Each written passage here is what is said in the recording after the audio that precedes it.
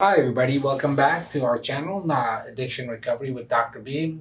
Again, today we're continuing on our series with Dr. G, who is a licensed psychologist, and he has a lot of experience in substance abuse, family therapy, personality disorders, and as I said before, we've decided to do this series with narcissism and substance abuse. We got a lot of great feedback on our first sort of show, our first stab at this, and we want to answer some of the questions and sort of go from there. And please, your feedback is really important on this. One of the questions that we got was since we're going to be doing cluster B and at this time narcissism and substance abuse, could we please give a definition? Again, I'm not the expert. Dr. G is. I do have a lot of clinical experience with dealing with all kinds of people. I've seen about 37,000 patients now. So, in my previous life working in a hospital in emergency medicine, I had to see a lot of different personalities. So you learn quite a bit, and it's part of your training, but certainly nothing close to, I wouldn't call myself an expert by any means. So please keep that in mind. So we do have Dr. G here. And today I want to kind of answer that question for the viewers, since we're going to be talking in particular about narcissism and substance abuse. But the question they ask is if we can give a little bit of a background. I'll give you my take on it, and if you can sort of clarify. This is a cluster B, and it's a personality disorder. And it's in the Diagnostic and Statistical Manual, which defines the codes and the diagnoses. And a whole bunch of smart guys sit up there and decide what makes it in there and what not, but shouldn't make it in there. And I'm not sure if they're always right, because there's a lot of debate. But this is one of the set of personality disorders. And in that series, I think it includes antisocial, narcissism, borderlines, and histrionic. Yeah. And histrionic, from what I understand, was debated if it should be in there or not be in there. I'm not sure. So with narcissism, I know there's 9 criteria, and you only have to meet 5. And I want to start that off as a starting point. And in fact, I have it right here on my phone, what it says. And I've read this many times, but I don't try and memorize it. And you can give some of that. So I'll be real short on it. I just took it's defined in general. Number 1, it's called Narcissistic Personality Disorder, correct? Yes, right? correct. And that's what they define it. But within that, there's a whole spectrum of disease, which I think is important for the for the viewer to understand. And there's all kinds of ways they cut it up. But what they have here is a pervasive pattern of grandiosity in fantasy or behavior, need for admiration, and lack of empathy, beginning by early adulthood and present in a variety of contexts, as indicated by 5 or more of the following. And I won't read them in detail. Number 1 has a grandiose sense of self-importance. Number 2, and this could be, Number 2 is preoccupied with fantasies of unlimited success. Number 3 believes that he or she is special. Number 4 requires excessive admiration. Number 5 has a sense of entitlement.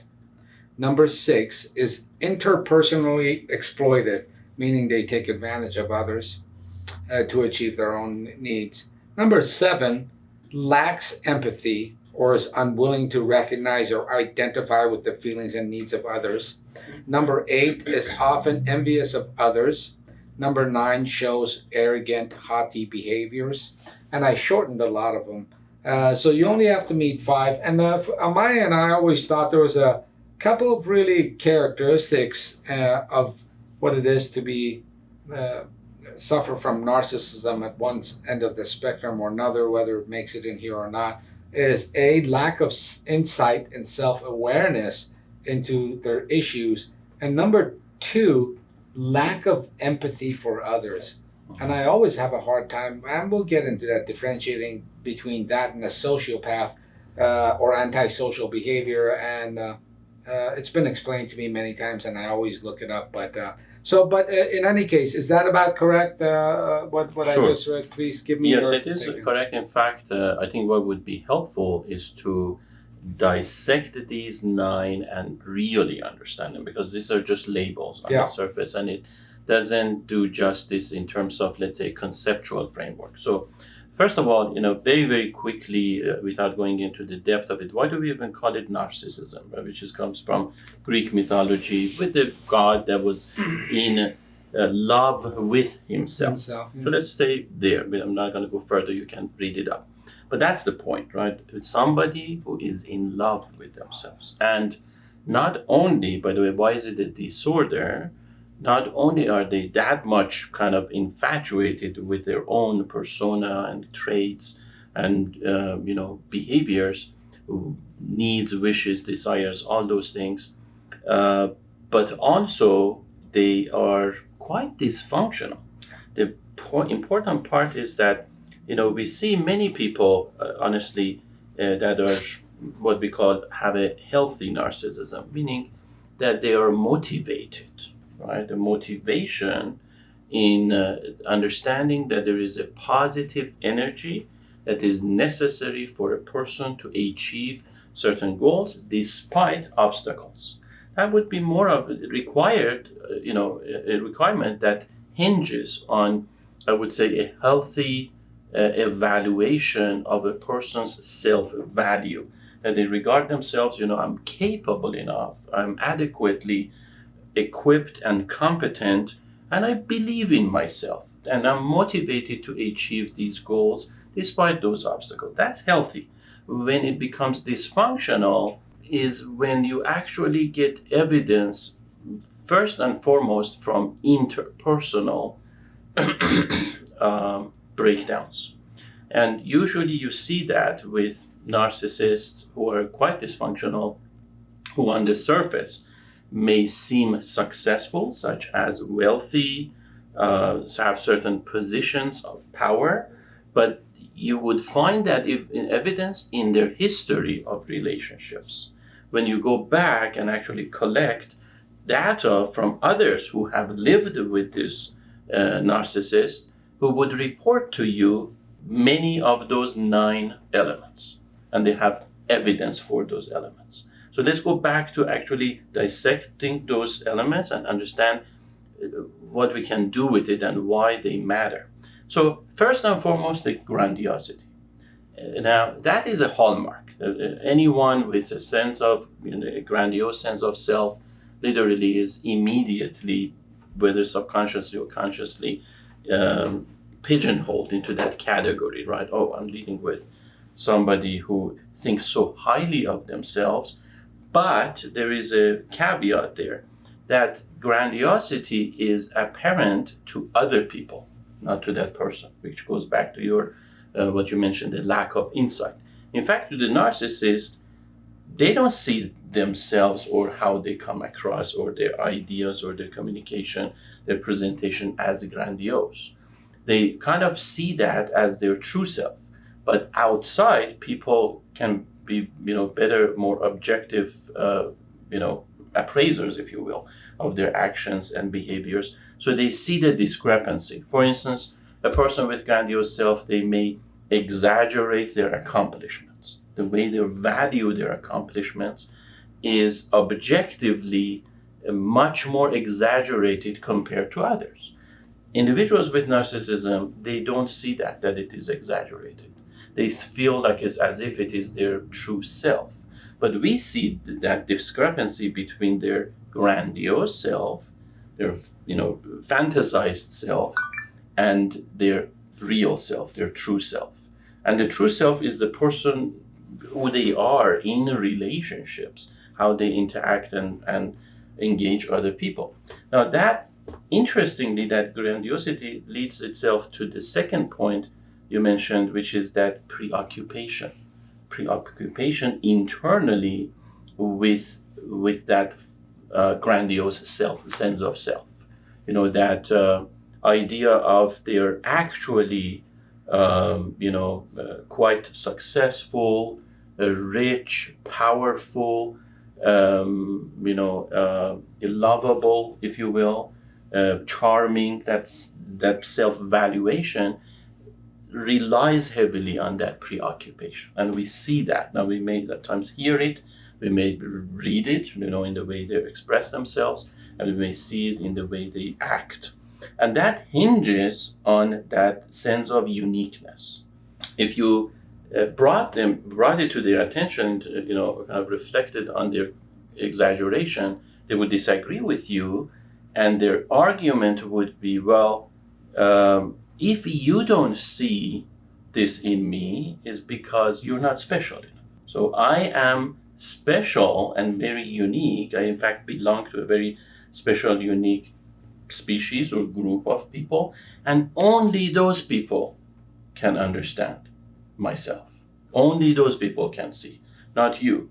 Therefore, they invalidate more or less the evidence. So you can show them all kinds of evidence, but they would prove you wrong by this argument that it's not that I don't see the discrepancy, you don't see my specialness.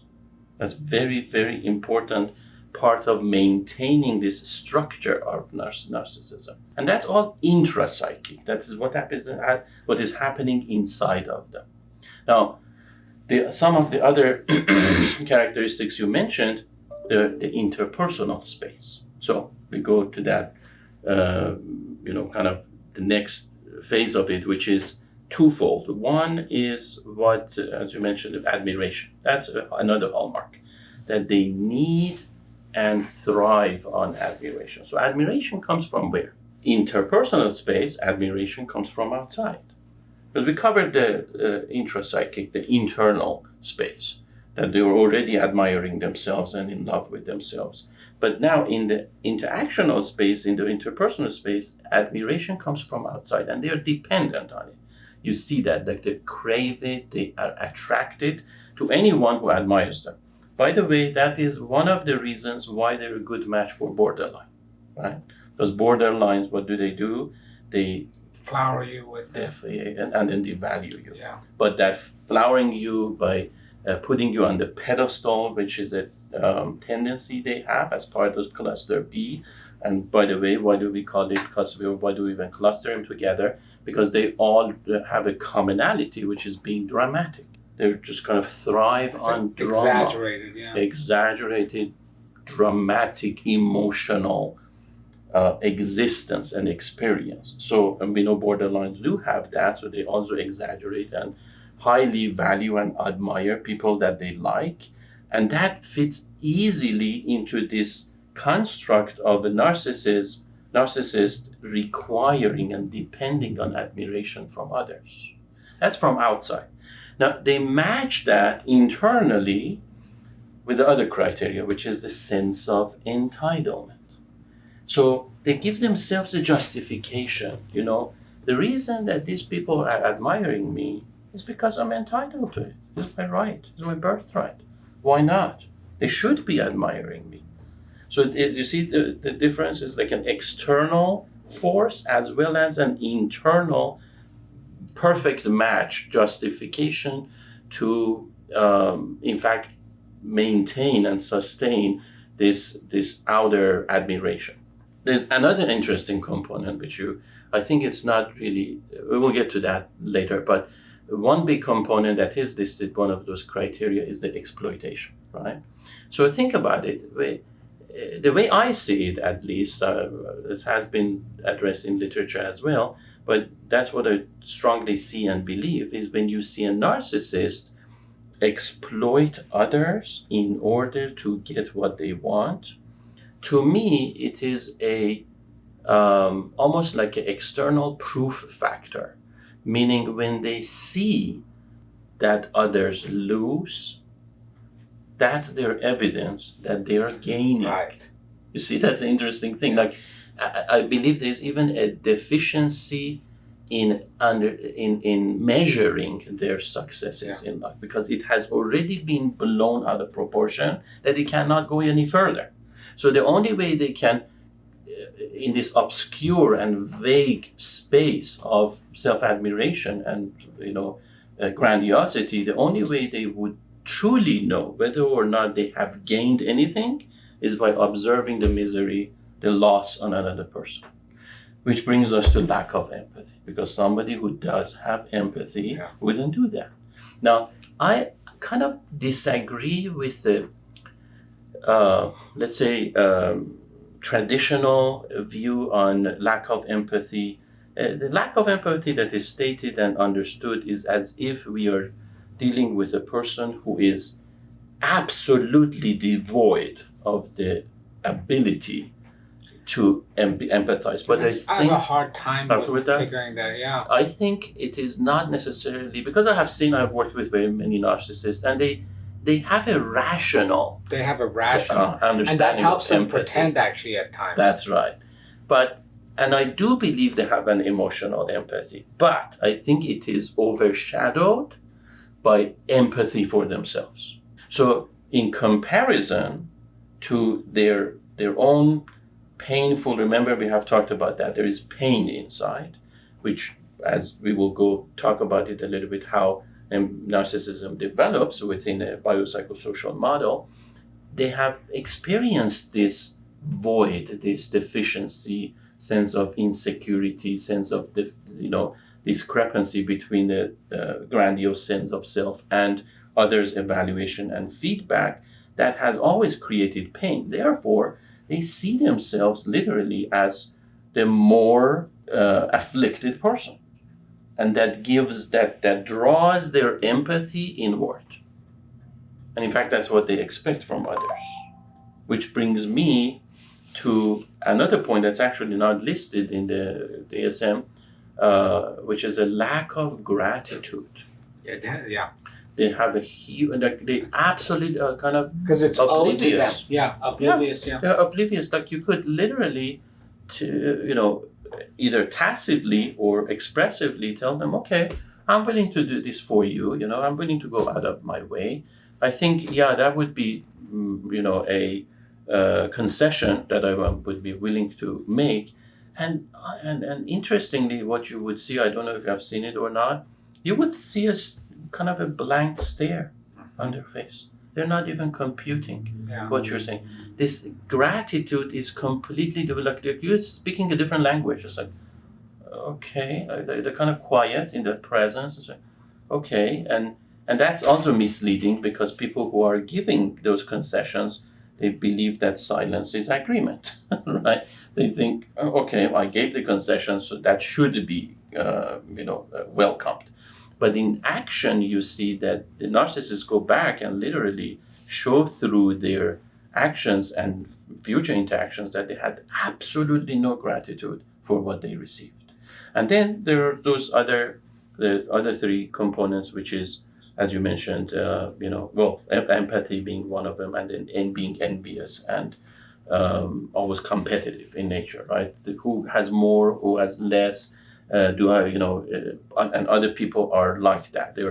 They're thinking their worldview is just like me. Everybody has to be envious, and everybody has to be competing with one another, and and certainly striving for more and more without regard to any destruction that goes around them. So this is how I would conceptualize that. How these elements are actually related to one another and maintain each other. These are the maintaining factors of a narcissistic personality. I'm going to make a couple of comments on those and that you said, and tell me what your thoughts on those are. This is sort of something I have developed over time to the extent I've seen them and I've dealt with them, and we'll tie it all into substance abuse at the end, and maybe we'll never go back, depending on what the viewer wants, on discussing this, but only substance abuse. This idea of a grandiose sense of self-importance, as you know, there's not only is there a spectrum, but I think there's columns within that spectrum that would define the variations of narcissism. And one of them you often hear about different ways they break them down, like a somatic versus cerebral, covert, and there's another name for it, versus overt, And so when you say grandiose sense of self, and then you were talking about, they may be rich, they may be that. There's also ones that are especially the covert ones, they might be lower functioning, they might be somatic, and they might say, well, this is nonsense. I'm not going to have they don't have a grandiose sense of self. And I would beg to differ. That's very, very malleable in its definition. And for a lot of these folks, I would even say they fantasize about that self and what they should have in terms of material goods and the person they should be with and what they should gain. But they certainly feel they're very special and they deserve that. And that would be from the internal view. And then when you talked about the external view and the definition and the way you guys all discuss it is requires excessive admiration. I'm going to suggest something. It's not even admiration some of them desire. They require excessive validation because there's, I think that's the wrong term that your professional establishment and academic, it's not admiration. I think validation is a broader term because when you start going into the low functioning or covert narcissist, at the root of it, what I've seen is there is such a lack of self-worth that everything you can't do any sort of constructive criticism. You can't discuss every day. I mean, imagine if you were trying to start a business or a medical practice with the narcissist. What these kind of highly cerebral tasks requires a lot of mistakes. And imagine if you are a low functioning narcissist, those mistakes are intolerable to you. So I think they need a lot of validation, and the lacking of empathy, it still baffles me because I've seen it since childhood in different folks and limited extent in my practice when someone speaks. But lack of empathy, I guess, makes sense because maybe it doesn't. I have a hard time. I almost think like that person is missing that gene. And so when you put those three together, I can understand the need for substance abuse. And it looks like one more way to run and hide from reality. And the question I have for you, and maybe there's no answer, is number one, we discussed this a little bit last time, the prevalence of it, and I don't know if we have a good number out there, but they go as high as, especially with marijuana and alcohol, I've seen anywhere from 40 to 70% across the literature of this kind of thing. So here's my question: is the disorder leading to the substance abuse, or is the substance abuse stand on its own and potentially contributing to making the disorder worse? I would say the second, for sure. And the reason for that is that, there is no causation literally between substance use and the disorder. So, but there is definitely certain correlation. But then I would say there is causation between what we know across the platform with any personality disorder or any personality, that there is causation between, if you will, the again, experienced pain, intensity of experienced pain, and in absence of appropriate coping skills, that our biology is programmed to seek some kind of a remedy. And if that coincides with substances which deliver the quick remedy, then we end up in that trap of cyclic type of a self-medication in order to deal with that pain. So that is clear. Now, whether it happens within a narcissist or bipolar or borderline or antisocial or whoever, that's, really, it stands on its own. Addiction can happen to anyone, regardless of any type of characteristic. And And certainly these disorders then come into play in terms of what I would say perhaps the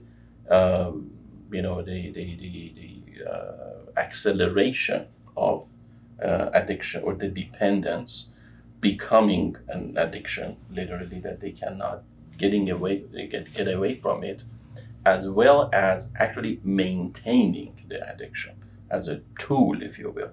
Because if you think about it, if a person, for instance, in this case, narcissists, um, um, tool set in terms of that exploitation and manipulation is really part of their personality disorder, then there is less motivation for them to give that up if they're getting secondary benefits in their relationships. For instance, to give you an example, if an alcoholic narcissist notices that by highlighting my problem with being trapped and stuck in alcoholism as a disorder, I can exploit my partner even more. I can manipulate them to give me whatever I want, to serve me as a servant for the rest of their lives, right? So why would they want to give up that addiction? There's less motivation because it actually serves their personality disorder, right? Now, going back to what you mentioned in terms of validation versus admiration, I believe there's a reason. I wouldn't say that is a stated reason, as my hypothesis.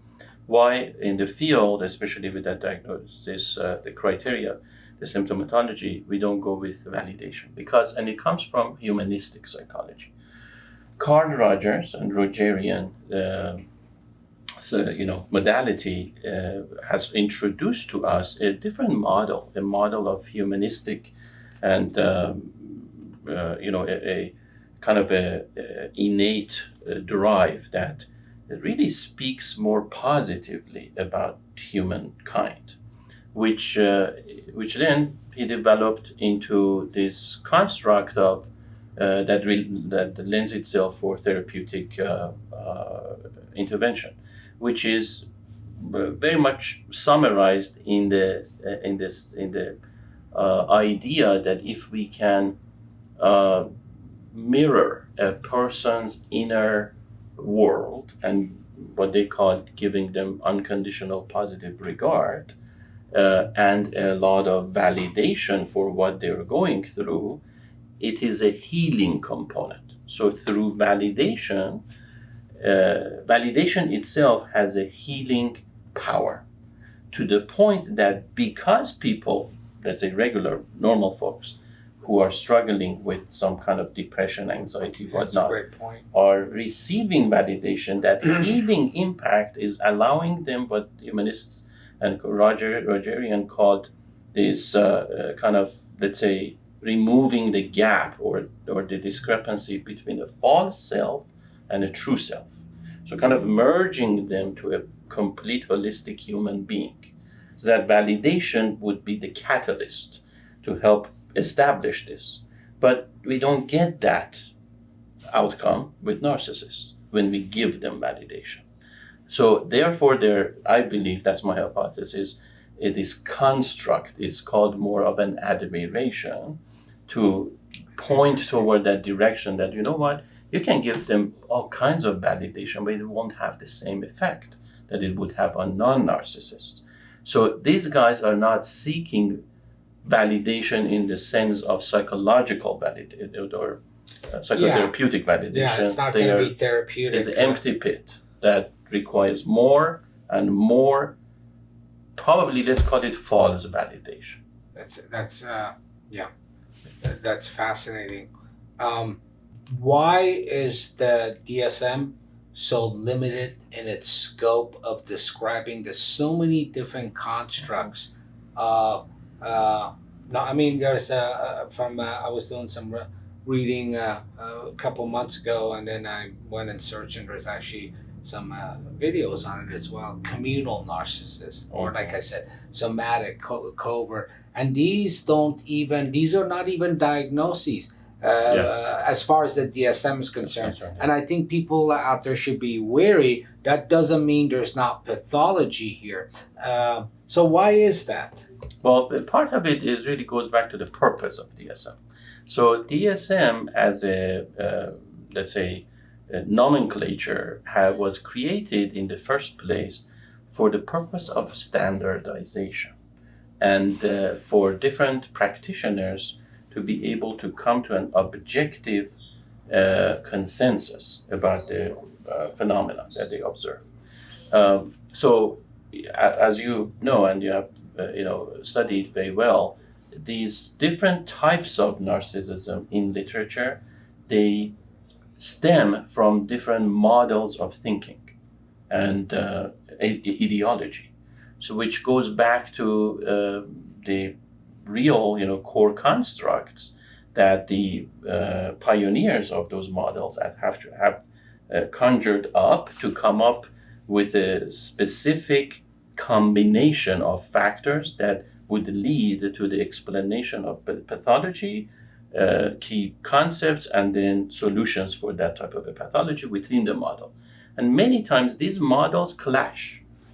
Many times one syndrome that is explained by one model is incompatible with the syndrome of the other model. Therefore, there is no opportunity of achieving a standard consensus that's objective to describe the phenomena across the board. Therefore, DSM, not just for narcissism, for all disorders, has always strived to, if you will, filter out these unique perspectives and only include observable set of characteristics that everyone can agree upon, regardless of their etiology. So that's why they have really not included any of those, let's say, covert, malignant, somatic, sexual narcissism, you name it. All of those are to be debated in terms of their general construct. I'm not sure if I agree with it, because I think it sort of devalues those constructs and the effectiveness of any kind of therapeutic modality one utilizes. But maybe not. Just kind of a sense I get. In your opinion, and I've done some background research on this, just want to hear your feedback on it. To what extent is there a genetic component to this? I believe there is, and that research, argues for that there is a strong genetic component that is hereditary. I am not too convinced about it because I believe we just don't have the measurements to really accurately measure that correlation. Let's say the factor, but you see that prevalence, right, where narcissistic parents more or less somehow come up with narcissistic kids. Now, I would definitely, again, knowing these constructs that I mentioned, go back to the origin or the origination and the origin germination of all these self. We have talked about the concept of self. Now, I believe certainly genetics can contribute in terms of a predisposition, but most of it, I would say, is environmental. Most of it. So I'll give you my 2 cents on that. And I asked that question without any strings attached, and I get really uncomfortable when I'm asked that question. I think the concept of nature versus nurture is very misunderstood in the general public, and the least we can do is sort of, because they asked this question about substance abuse, and we know there's a lot of genetic components. I think one researcher says it very nicely, and he says genetics is loading the gun, environment pulls the trigger, which means the trigger never has to be pulled. And another way to put it, which I lean more towards, which really says the same thing. If you look at the analysis of our language and culture, the question becomes silly because the binary dichotomy presentation of genetic versus nurture fades away, because there is really no, because certain biochemical events happen within the body, physiological events, and whether it's my cortisol level is going to go up, whether I get hit by a car or an environmental, or you make me angry, or I think I'm getting hit by a car. So one is physical, right, and one is really psychological. So I think once you start analyzing the physical reality of psychological life, it really disperses that difference. And to the extent that your environment actually influences and changes your genes. Absolutely. My thought is the interaction I've had with narcissists, when I look at them, and somewhere in there I've seen, you watch what you would interpret. This is actually me becoming Christ-like when I've had to deal with these folks, because you get to a certain point where you actually empathize with them, no matter how seemingly evil what they're doing is, because they're actually also self-destructive, and it makes you a better person.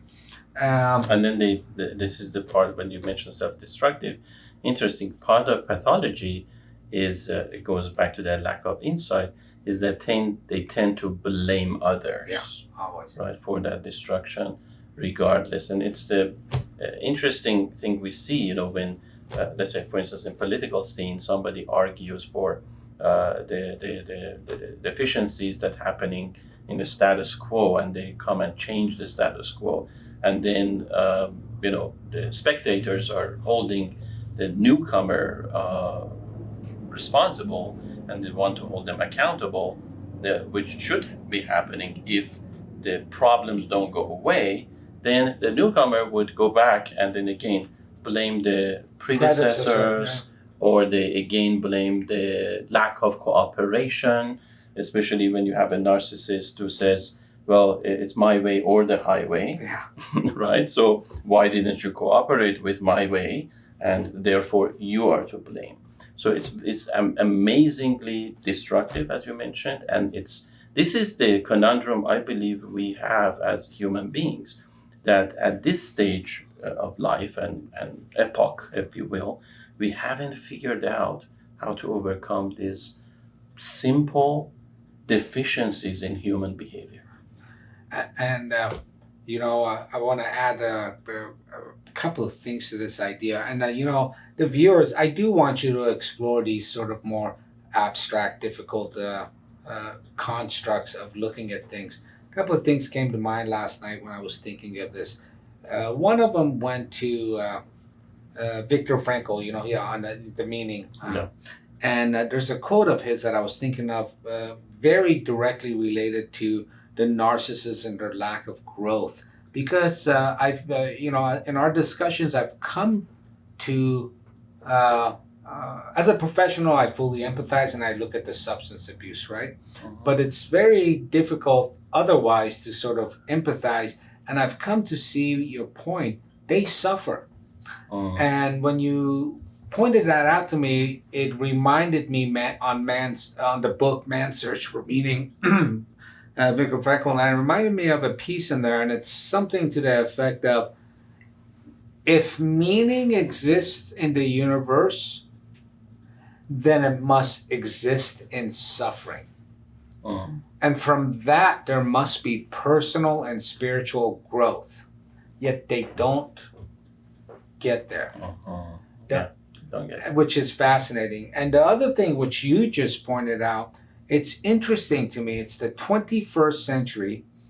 And when the Renaissance and the scientific revolution came out, and then it eventually sort of dispersed in the intellectual community and the world of ideas into social sciences, psychology, sociology, and moved up to the 20th century. we really thought we had solutions for man's problems that he creates himself. I'm not talking about technology. I'm talking about our aggressions, our lack of justice and empathy towards the other ones, our wars, our killing. And here we are. If you look at the number of wars, the poverty, the substance abuse, which is really my greater interest in substance abuse, is all of this, because I think it's just a manifestation of that. We have really sucked and done a poor job as far as growing into humanistic, peaceful, passive individuals. And in fact, at the turn of the 21st century, when we're talking about going into Mars, and we have these wonderful branches of theoretical physics, we have an epidemic supposedly of narcissism, right? And we have more wars across the planet, more poverty, and that is tragic. So we failed as human beings. I would. It's very interesting you bring that up, and there is just yesterday I read an article. I want to bring that up next time. That actually was very illuminating for me, because I was believing in that same, let's say, depth of tragedy up until I read this article, which changed my mind. And we will talk about it, because that's a very, deep type of a conversation. We'll talk about the depth of it later. But I would only add that yes, it is a tragedy. But now that I have read this article, I understand that this is a temporary problem. I believe that we just have not achieved that goal, as you mentioned, the humanistic, constructive humanistic nature or status yet. And that is due to the fact that simply evolution has taken millions of years. And we're just looking at really the past, thousands of years of it to describe the growth and development of human kind and human mind and human spirit. So I think it is tragic for us right now. I think it is tragic for the people who are going through this next chapter of evolutionary growth. But I actually now believe that we will achieve it. I will share that. Let's keep that for the next video. Sure. And one other thing I would just add, because it fits this discussion that we are talking, which is amazing, because it highlights the true sense of the phenomenon called neuroticism, which is not quite understood well, which goes back to, as you were discussing, this idea of, again, the narcissist, let's say, really not learning through that meaningful experience of suffering. The question came up to my mind, and that's how it is related, is how come? Why don't they learn through that experience of I don't know. That's the thing. I believe they don't have the capacity for deeper connection between that painful event and the learned lesson or something valuable to be learned. And the reason for that goes back to the neuroticism, meaning the narcissistic state is a state of neuroticism. Absolutely. That is so overwhelming that they cannot make that connection. And it goes back to what overwhelming by what? By the anxiety that is produced from shame.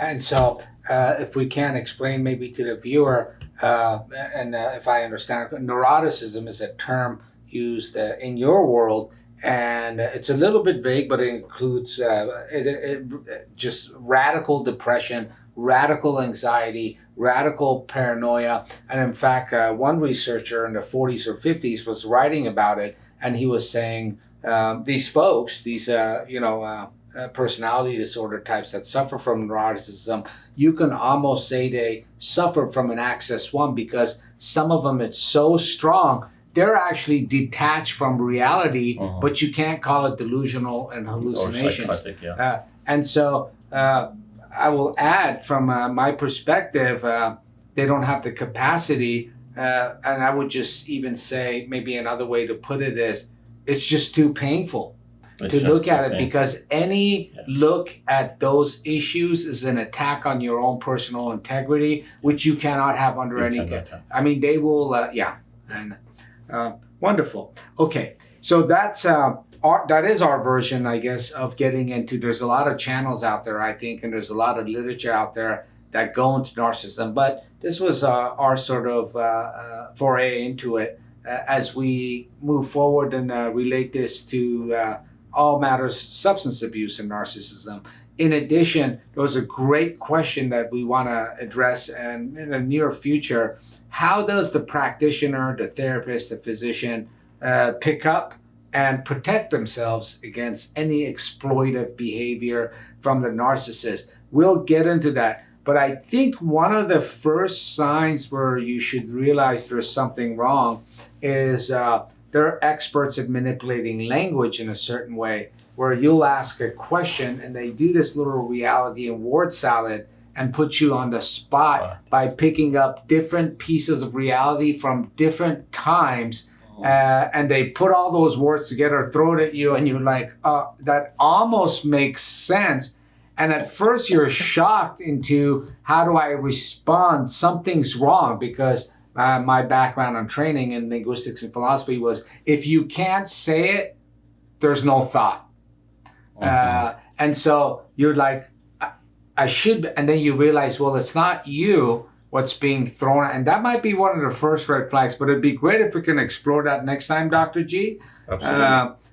Thank you very much. Again, please give us feedback, as we want to bring content to you that's meaningful and is really related also to substance abuse. If you like this video, please click above to my left for other videos. And if you like what you're getting, please press the subscribe button. And if you like this video, press the like button. See you guys next time.